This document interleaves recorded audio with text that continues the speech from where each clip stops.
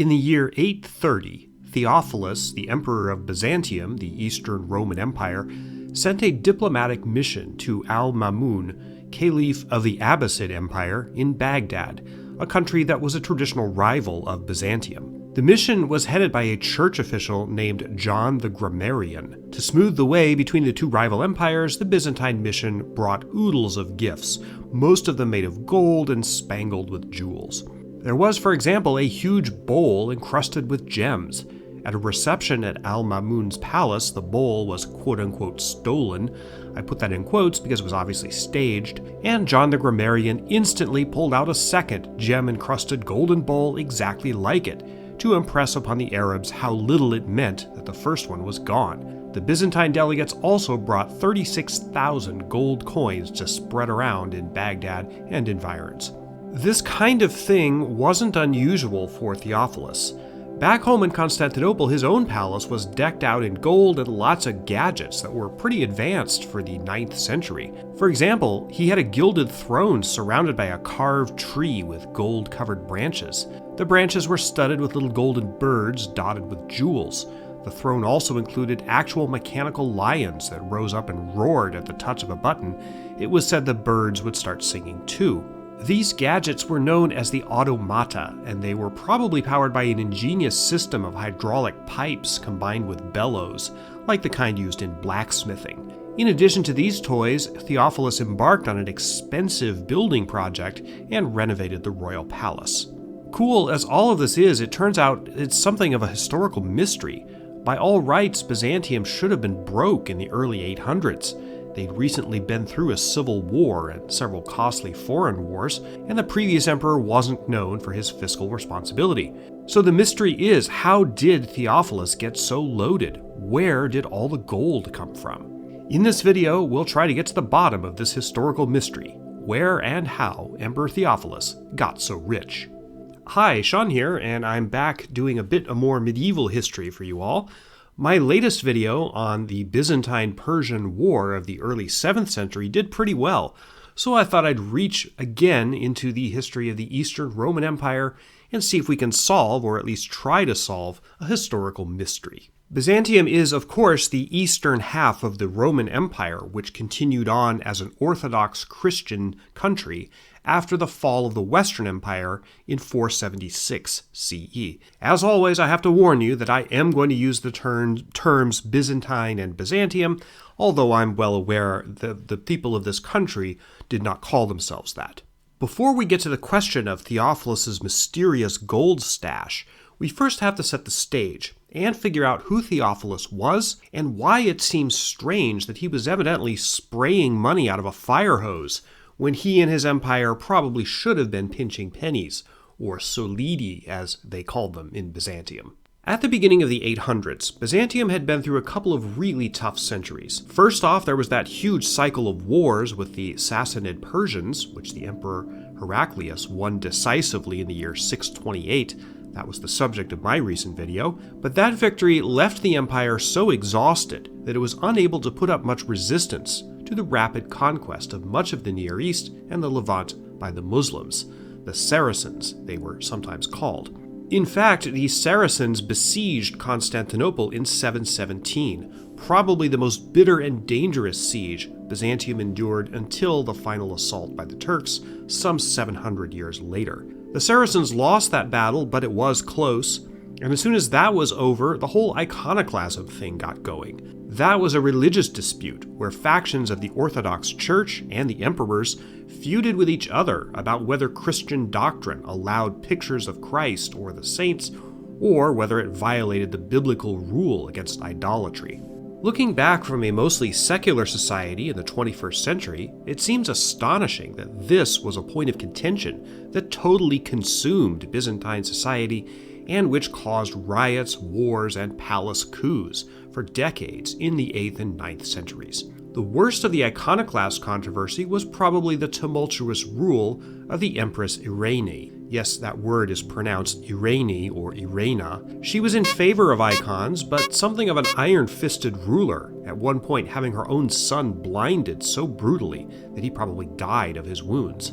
Iconoclasm died down long enough for a series of catastrophic wars with the Bulgars of Eastern Europe, one of whom turned the head of a Byzantine emperor, Nicephorus I, into a beer mug, and there were a couple more palace coups and assassinations.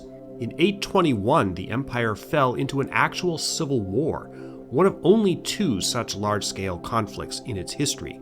A pretender called Thomas the Slav tried to claim the throne and even besieged Constantinople until he was finally defeated. Throughout this period, there were also continuing wars with the Saracens, which flared up again in the 820s, the reign of Michael II, also known as Michael the Amorian. Most Byzantine emperors had nifty nicknames like that. By the time Michael died of kidney failure in October 829, passing the throne to his son Theophilus, the imperial treasury should have been exhausted, or at least severely depleted.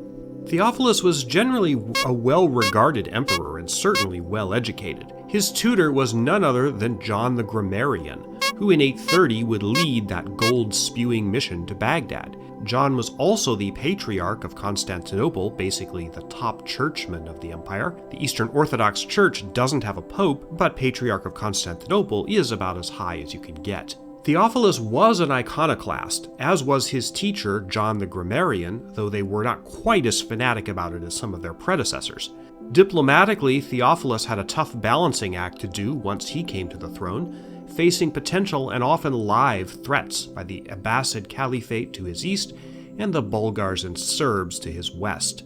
Given all of these problems, Theophilus could have been forgiven for beating every last plowshare in Byzantium into a sword, but instead he was decking out his palace with tweeting golden birds and roaring golden lions. So what gives? Where did it all come from? The matter of Theophilus's mysterious millions was apparently kind of a sleeper of an issue in Byzantine history until fairly recently. I should warn you, though, that in the field of medieval history, recently is a highly relative term. In 1967, in a book called Byzantium, the Imperial Centuries, Romilly Jenkins, the preeminent British historian of Byzantium of the mid-20th century, called out the matter when he said, quote, "Even at the outset of his, meaning Theophilus's, 12 years of rule, we meet with an enigma, which so far from having been solved, so far as I know, has scarcely been noticed." End quote. After setting out the basic problem, where amidst all this war and ruin did all this money come from, Jenkins goes on to say, quote, "This is the sort of thing, unfortunately, that Byzantine historians regarded as below the dignity of history." End quote. I think he's talking about historians who actually lived in the Eastern Roman Empire before its fall. None of the primary sources from this period, recorded by them mostly, talk about where all of Theophilus's bank came from. This is one of those things that's a historical mystery to us, living in this time 1,200 years later, but was probably very apparent at the time it was going on. What I'm saying is, in the year 830, it was probably pretty obvious where Theophilus got all his gold, but either nobody wrote it down, or if they did, the sources have been lost in the intervening 1,200 years. There are, however, some interesting clues that might be able to get us closer to an answer. Constantinople, the Byzantine capital, was a cosmopolitan city full of sumptuous marketplaces. You could pretty much get anything you wanted there. Not just food, including fresh fish, wine, olive oil, spices, and bread, but clothing and other textiles, jewelry, furniture, toys, animals, books, and luxury goods from faraway lands. Constantinople was a center of trade connecting Europe and the East, so it stands to reason that it would be an important market city. The Emperor Theophilus apparently went shopping quite a lot. He may have been interested in buying stuff, but sources tell us that he was especially interested in talking to shopkeepers and keeping tabs on the prices of various food items. I can't tell you what a pound of fresh fish would have cost you in Constantinople in 830, but Theophilus apparently could. Mind you, this was a guy who'd grown up as the eldest son of a Byzantine emperor, a guy who wanted for nothing in his whole life, at least in a material sense. What was he doing prowling the markets of Constantinople, asking about food prices? It's possible that he was modeling himself after the legendary Abbasid Caliph Harun al-Rashid, who was famous for going around the streets of Baghdad in disguise to keep in touch with the daily lives of his people. But Romilly Jenkins, that British historian of Byzantium, suggests that this might have been a telltale sign of some kind of economic shift going on in the empire at the time, at least at the consumer level. Most of us can relate to this. Right now, in the early 2020s, inflation is killing us, with the price of everything going way up. Just try to go fill up your car and you'll see pretty quickly what I mean. Was something similar going on in Byzantium in the 830s? Beyond reading into Theophilus's motives for wandering around the marketplaces of Constantinople, apparently there is some evidence to suggest yes. A roughly contemporary historical source, called the Theophanes Continuatus, tells us that during Theophilus's time, the price for a prime cavalry horse was 144 pieces of gold. 100 years later, in the 10th century, the same kind of horse was selling for only 18 pieces of gold. That is pretty convincing evidence of severe inflation. Well, what causes inflation? One possible cause is that when a whole bunch of new money gets dumped into an economy, prices often rise. Like many ancient and medieval societies, the source of wealth in Byzantium, aside from land, was gold. Romans had been mining gold since antiquity, and we know there were at one point significant gold mines in Anatolia, what's now the main part of Turkey.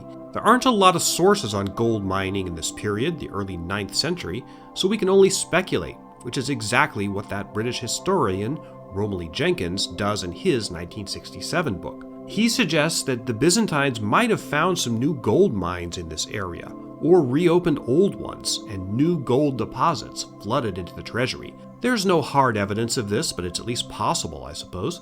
Not all historians follow this reasoning. Noted American scholar of Byzantium Warren Treadgold, who I met once, chalked the glut of gold up to fiscal reforms instituted by a previous emperor, Nicephorus, the guy who had his head turned into a drinking mug, and several decades of economic growth. Treadgold also noted an interesting fact. In 835, Theophilus changed the coinage policy of the Byzantine Empire, and they started minting a lot more copper coins. A Byzantine copper coin was called a foles. These kinds of coins were used by ordinary people for everyday purchases, like in the food markets that Theophilus was fond of visiting. Anyway, the Byzantine state, when putting these new copper coins into circulation, used them to buy gold coins at a rate favorable to the government. In other words, Theophilus was trying to buy up all the gold he could get his hands on from the ordinary people of Byzantium. The truth is, we don't know where he got his riches, whether they found new gold reserves somewhere within the empire, or whether the Byzantines were just exceptionally good at money management in the early 800s. If you had to pin me down, I'd say it may be a combination of both. Clearly, there was a lot more gold around at this time than before, and fiscally the empire was doing much better during Theophilus's reign than before. That gold-laden diplomatic mission to Baghdad in 830 didn't end up having much of a lasting effect. Theophilus spent almost the entirety of his reign at war with the Abbasid Caliphate. In 838, the Saracens captured Amorium, the ancient and important city that was in fact the origin of the family dynasty of which Theophilus was a part. This was seen as an emblem of God's displeasure. Theophilus died of natural causes in 842.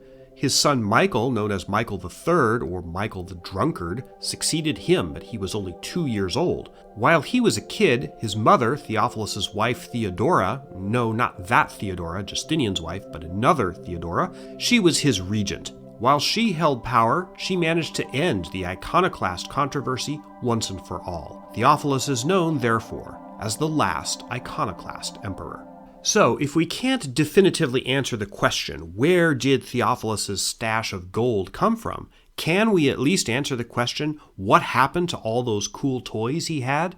The mechanical birds and the golden hydraulic-powered lions and such? They don't still exist today, and they apparently were not among the vast amounts of plunder carried away to Venice after the sack of Constantinople during the Fourth Crusade of 1204. If the automata had survived that long, they probably would today be in St. Mark's Cathedral in Venice, with a whole bunch of other Byzantine loot that the Italian government refuses to give back. Apparently, the gadgets were melted down during the reign of Michael III when he needed money in his many wars against the Saracens and the Bulgars.